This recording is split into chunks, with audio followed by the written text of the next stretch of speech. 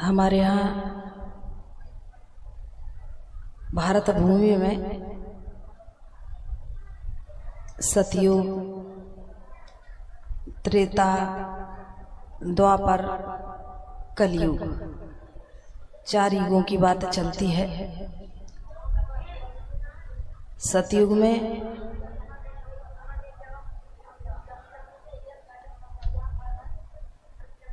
कहते थे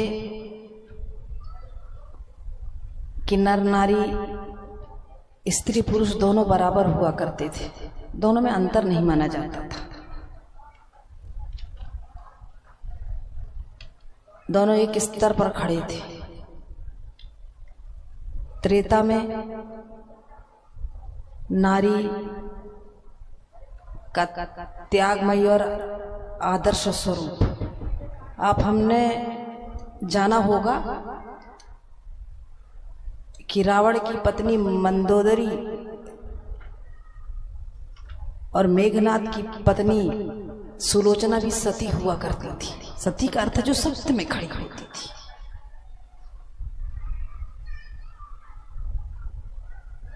सतयुग से चली नारी, त्रेता में आई, द्वापर में आई,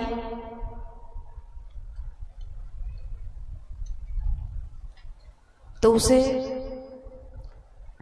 बराबरी का दर्जा मिला, लेकिन स्तर दोनों का घटा था।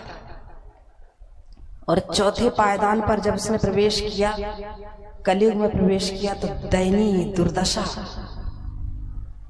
हो गई नारी की। वो नारी है, मनुष्य भी है, इसकी स्वीकारोक्ति समाज को नहीं थी, नहीं है अभी भी। मनुष्य के रूप में स्वीकारा न जाना हमारे समाज के लिए बड़े घाटे का सौदा हुआ।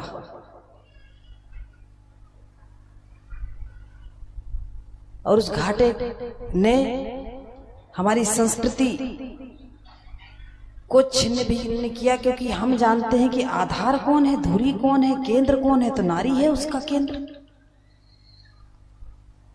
अब इस केंद्र को, धुरी को, परिवार के मूल आधार को अस्तित्वहीन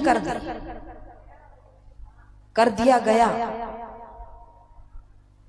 तो उसका दुष्परिणाम समाज ने भुगत रहा है, अभी भी भुगत रहा है।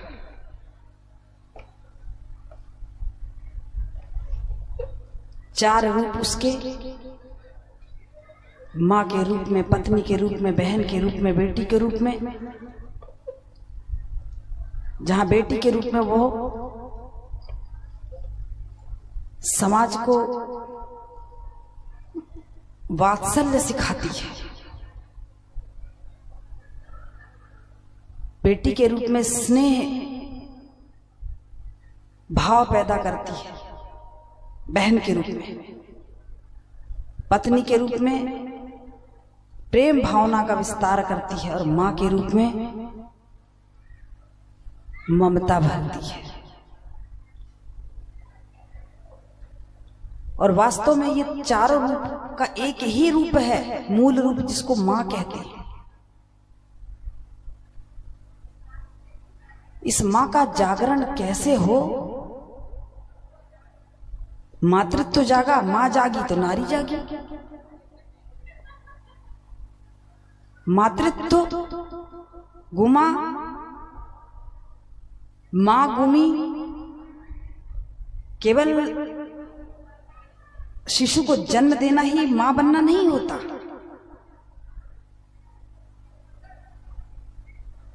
मां तो मां है, मां के अंदर वो त्याग, वो प्रेम, वो करुणा, सेवा, त्याग, इन गुणों में को यदि धारण करती है, ये गुण हैं, तो वो मां है। विवेकानंद से किसी ने एक बार पूछा कि आप अपनी मां का महिमा मंडन करते हो, बहुत महिमा का गान करते हैं। भाई ऐसी क्या विशेषता है माँ में? विवेकानंद ने कहा, बाद में बताऊंगा।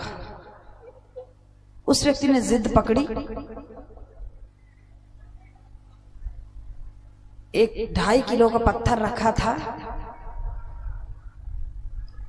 उसको एक व्यक्ति से उठवाया और उससे कहा कि इसके पेट में बांध दो, और उस पत्थर को बंधवा करके कहा जाओ कल मिलना फिर बताऊंगा। वो पत्थर पेट में बांध करके वो व्यक्ति घर पहुंचा और 2-2.5 घंटे में ही हाँफता हाँफता लौट आया। और उसने कहा, स्वामी जी सीधे सीधे उत्तर दे दीजिए कि भाई माँ का महिमा गान कैसे? बस यही माँ का महिमा गान है कि तुम इस 2.5 किलो के पत्थर को 2-2.5 घंटे नहीं बांध पाए और वो 9 महीने रखती है। जैसे ही ये पता चलता है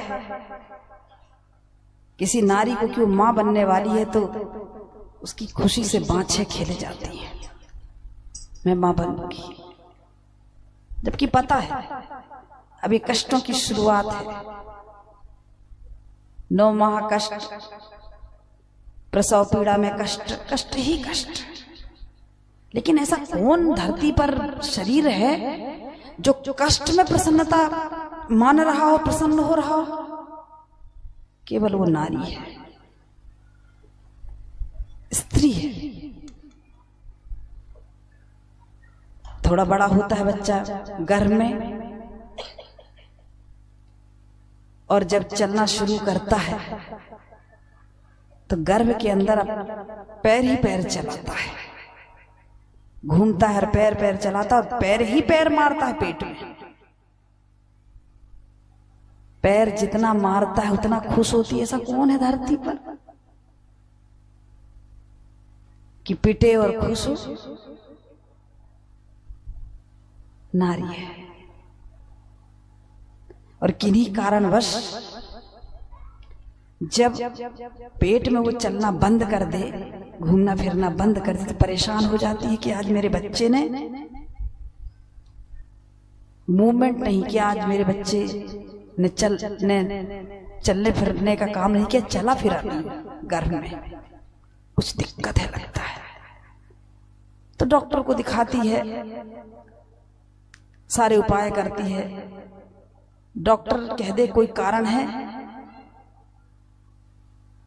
तो उसकी स्थिति बड़ी दयनीय हो जाती है, और डॉक्टर कह दे सब ठीक है तो प्रसन्नता से फिर लाते खाते हैं। कौन खाता है? विवेकानंद कहते थे कि मेरी मां मैं बड़ा उद्दंड बालक था। मेरी मां मेरी उद्दंडता से परेशान होती तो एक साधु आए, महात्मा आए घर पर, तो मेरी मां ने मेरी समस्या बताई। तो समस्या के बाद साधु ने एक उपाय दिया था, महात्मा जी ने एक उपाय दिया था कि इसको स्नान कराना, तो शिव शिव करके स्नान कराना। और मेरी मां ने शिव शिव करके स्नान कराया और मेरी चंचलता को, मेरी दंडता को बर्दाश्त किया। मेरी मां बड़ी तपस्विनी थी। और विवेकानंद प्रत्येक दिन अपनी माँ का अंगूठा, उनके 2 भाई भी थे जो पूरे बच्चे माँ का अंगूठा धो करके सुबह सुबह चरणामृत लेते थे भोजन करने के पूर्व। तब वो विवेकानंद बने। माँ को माँ नहीं मानेंगे तो बहुत बड़ा बनना संदिग्ध है। प्रसव पीड़ा होती है तो कहते कि सारी की सारी हड्डियां चरमरा जाती हैं, और दूसरा जन्म कहते होता है। लेकिन वाहरे मां, आया शिशु, जन्म लिया, कान सुनते हैं उसके, मेरे शिशु का रुदन रोया कि नहीं। रोता है तो सुकून से आंख बंद कर लेती, इतनी असहनीय पीड़ा की बात। और उस बच्चे को सीने में रख देते हैं तो स्नेह ममता की धार फूट पड़ती है और अपने बच्चे को तुष्ट पुष्ट करती है। ये मां